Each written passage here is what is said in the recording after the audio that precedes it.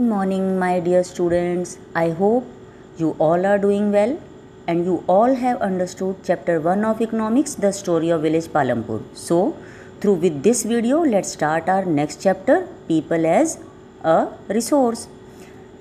This chapter helps us to explain population as an asset for the country and not a liability.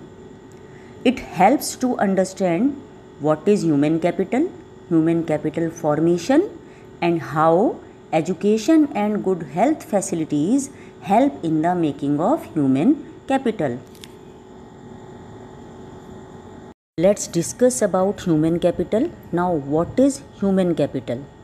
Human capital is the stock of skill and productive knowledge in the population of a country. It means किसी भी country या किसी भी reason की जो population होती है उसे हम वहाँ की ह्यूमन कैपिटल कंसीडर करते हैं, कब? उसकी स्किल और उसकी प्रोडक्टिव नॉलेज के साथ. And as we all know that human resource is the most important resource because it is we the people who with the help of our skill and technology utilize the rest other natural resources. We can understand this with the help of some another point. So let's discuss. First one is population becomes human capital when there is investment made in the form of education, training and medical care. मतलब कोई भी population human capital में कब convert होगी या कब consider की जाएगी? अगर हम पॉपुलेशन के ऊपर इन्वेस्ट करते हैं. किस फॉर्म में? एजुकेशन की फॉर्म में, ट्रेनिंग की फॉर्म में और उनको मेडिकल फैसिलिटीज़ प्रोवाइड कराते हैं. Next, investment in human capital through education, training, medical care etcetera yields a return. This is evident by the following. More educated and better trained persons earn higher incomes.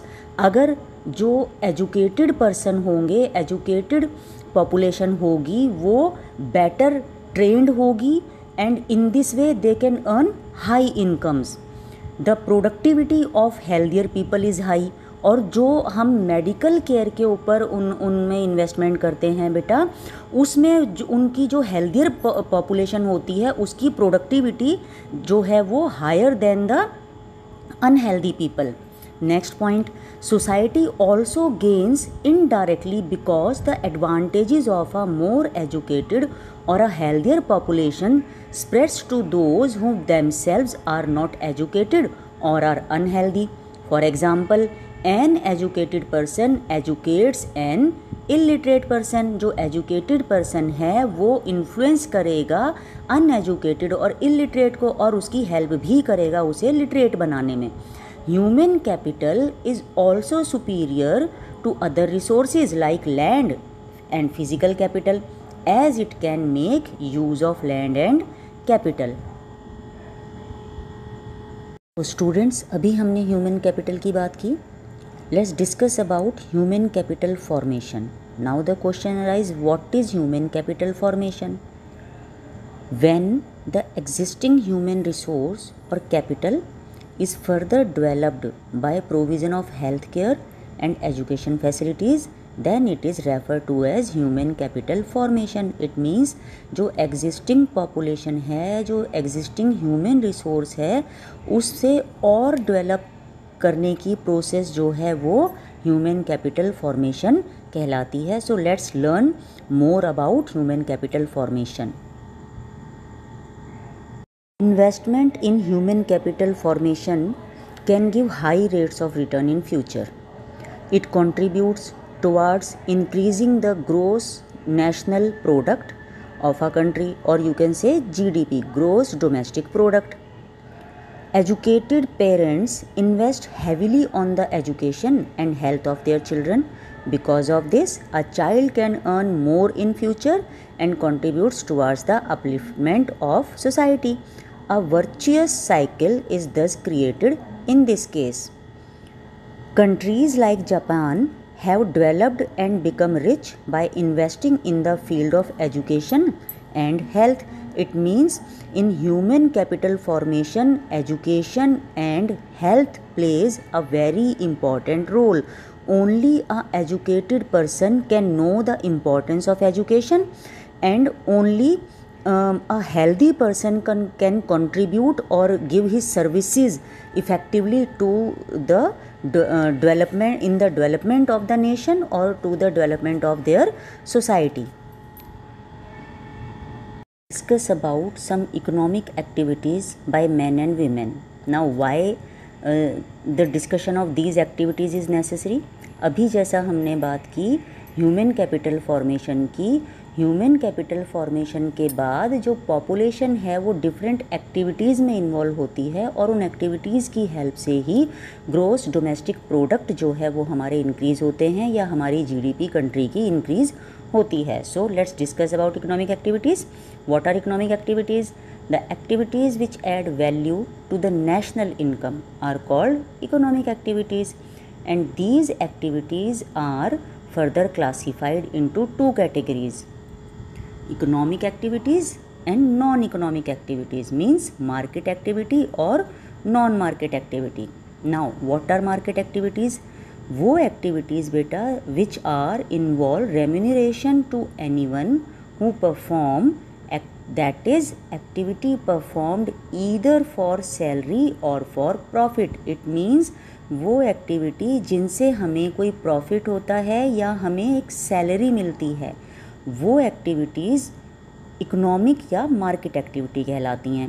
These include production of goods and services including government services, and these can be performed in 3 sectors: primary sector, secondary sector and treasury sector. Now let's discuss about non market और non economic activities. जैसा कि आपको नाम से ही समझ आ रहा होगा कि ये एक्टिविटी जो है मार्केट बेस नहीं होती हैं, and these activities involve production for self consumption, या वो सर्विस या वो एक्टिविटी या वो काम जो हम अपने सेल्फ कंजप्शन के लिए करते हैं, इसमें हमें कोई इकोनॉमिकली प्रॉफिट नहीं मिलता है या हम सैलरी या हमें पैसा नहीं मिलता है. These activities relate to consumption and processing of primary product. आप इसमें एग्जांपल हाउस होल्ड वर्क का दे सकते हो कि जो वीमेन हाउस होल्ड वर्क में इन्वॉल्व होती हैं वो उसके बदले वो पैसा नहीं लेती हैं जो घर का काम अपना करती हैं. So that's why non market activities are basically involve in self consumption. After economic and non-economic activities, let's discuss about the quality of population. The quality of population represents the social, economic and cultural growth of a country. It is highly depend on education and health facilities. Means किसी भी population की जो quality है वो completely education और health facilities पर ही depend करती है. So let's discuss about education at first. As we all know that education is an important input for growth. It opens new horizon, providing new aspiration and developed values of life. It enhances the national income, cultural richness and increases the efficiency of governance. And we all know that vocational streams have been developed to equip skill-based education. Now let's discuss about health. Health helps of a person to realize his potential and to fight illness. Unhealthy person becomes a liability for an organization as well as for a nation. Our government aims at improving the accessibility of healthcare, family welfare and nutritional services. Over the last 5 decades, India has built up a vast health infrastructure and manpower. As we all know that only educated and healthy population can contribute towards GDP of a country. We have discussed about the quality of population. कभी कभी ऐसा होता है बच्चे कि quality of जो population है वो भी जीडीपी में या अपनी कंट्री के डेवलपमेंट में अपना कंट्रीब्यूशन नहीं दे पाती है. Reason unemployment. So let's discuss about unemployment. Unemployment is said to exist when people who are willing to work at the existing wage rate cannot find job. It means people those who are skilled, educated healthy and willing to do job, but they are not able to find job as per their requirement or as per their skill and caliber. So let's discuss about some different types of unemployment. Basically, unemployment is categorized into two main important categories. The first one is seasonal unemployment. What is seasonal unemployment? When people are unable to find jobs during some months of the year, it is called seasonal unemployment. Generally it is found in rural areas, मतलब जब साल के कुछ महीने लोगों को job नहीं मिलती है. एग्ज़ाम्पल एग्रीकल्चर एक्टिविटीज़, जहाँ सोइंग सीज़न या हार्वेस्टिंग सीज़न के बाद उन लोगों के पास कोई काम नहीं होता है, तो that type of unemployment is known as seasonal unemployment. The next one is disguised unemployment. What does it mean? If a work require 2 people and you employ 8 people, then the additional 6 are unemployment disguisedly. It is also found in rural areas. क्या मतलब हुआ बेटा? It means when more and more people are involved in a job or in a work where we need only 1 or 2 people, but more people are involved in that one. अगर हम उन्हें वहाँ से remove कर देते हैं तो उस काम की प्रोडक्टिविटी पे कोई फ़र्क नहीं पड़ेगा. It means if they are working there, they are not increasing the production of that sector. और ये भी हमें जो जनरली रूरल एरियाज़ में ही देखने को मिलती है इस टाइप की अनएम्प्लॉयमेंट, और इसे हम डिस्गाइज्ड अनएम्प्लॉयमेंट कहते हैं. आप इसको ऐसे भी डिफ़ाइन कर सकते हैं कि when people seems to appear as employed but actually they are not. कि एक एग्जांपल से हम इसको ऐसे समझते हैं कि एक स्मॉल पीस ऑफ लैंड पर only 2 people are required but 5 members are going on to work on that field.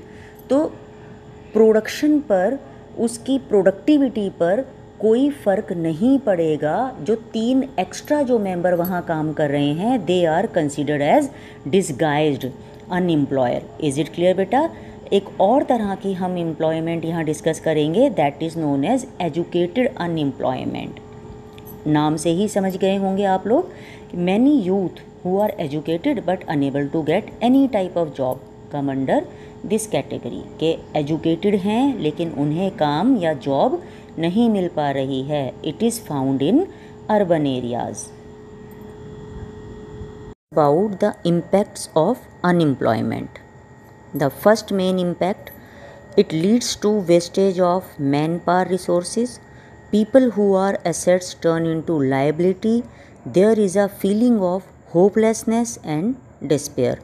वो manpower, वो human capital formation जो कंट्री के लिए एसेट हो सकती थी, बेनिफिशियल हो सकती थी, वो लाइबिलिटी में कन्वर्ट हो जाती है. Next, it tends to increased economic overload.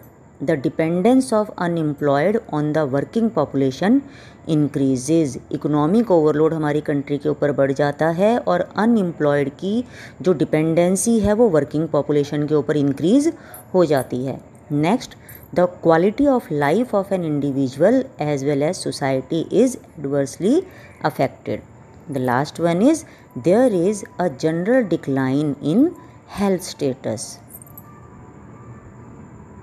Students, at the end of the chapter, or you can say at the end of the video, I hope all the concepts are very clear to you. So read the chapter thoroughly, do your work properly.